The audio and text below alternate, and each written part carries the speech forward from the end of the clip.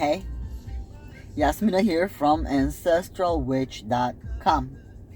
So, if you enjoy my content, if you like what you hear, and you want to see more, smash that subscribe button, give me thumbs up on the video, and click that bell button so you can get notifications every time a new video is up.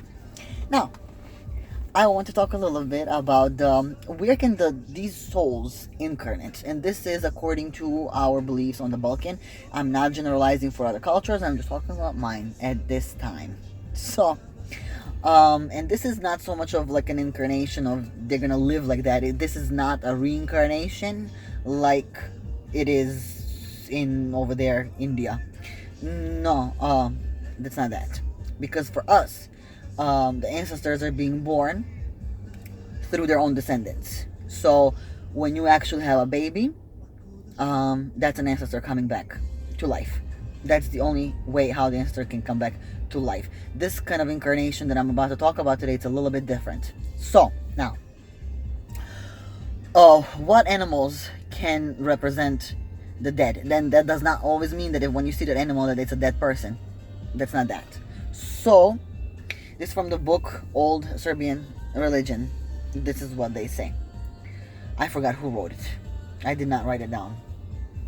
Yeah, I know. Sucks. Now, it says that the soul of the good doer, it can incarnate in a dove. The soul of a sinner in a raven.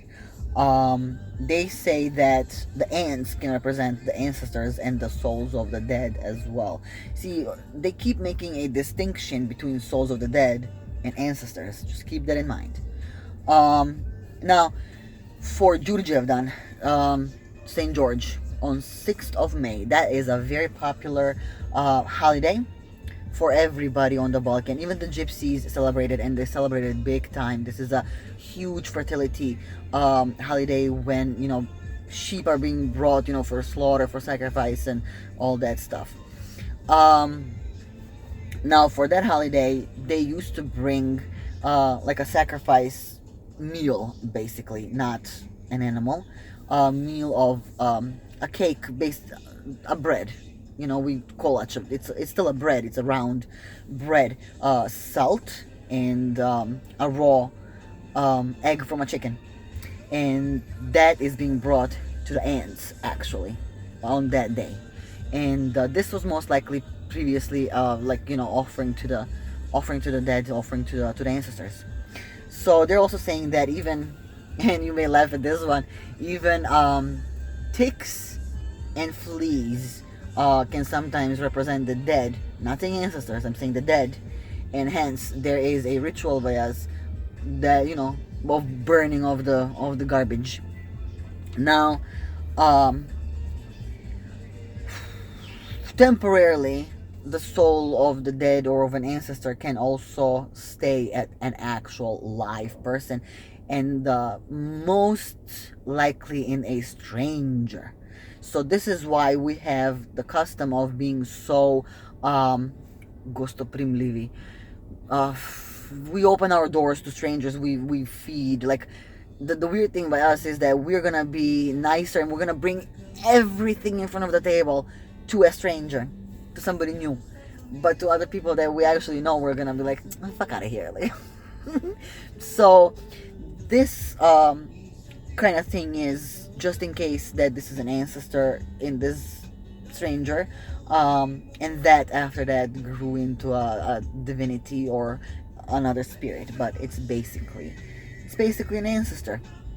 And there is a Serbian and a Russian thing, this in closing, where, like, for Christmas Eve usually, there's many different traditions being done. One of them is that you're gonna have hay around the house, that's gonna be for calling your ancestors. And this is another thing where the ancestors live in hay, but there's another custom that where the head of the house, the man, is going to bring the table outside, and he's gonna put like food and stuff over there, and he would be calling these animals. He would be calling the wolves, the bears, the foxes, the rabbits, basically any animal that can do some damage, štetočina, you know. So he's calling them to come over and eat. And Christmas Eve, the ancestors are being called over, so this equals to that as well. So these animals can also be considered as, you know, it can be an ancestor living in them temporarily. So hope you found this interesting. That's it from me.